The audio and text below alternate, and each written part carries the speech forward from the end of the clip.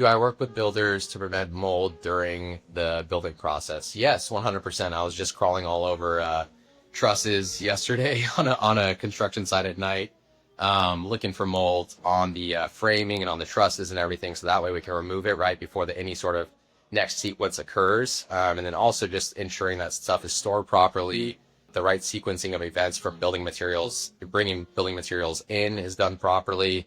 A lot of things come already with what they call lumberyard mold on them. So sometimes it's kind of inevitable. You have to just inspect a lot of things without being crazy, right? Like ultimately there's going to be mold on materials because a lot of times comes like that. Trusses are made off site a lot of times, and shipped in. So we really just have to be kind of careful and very vigilant to inspect those things. And you can mechanically sand them, HEPA-vac, and then treat it with stuff like EC3, wiping it off with EC3 and all that.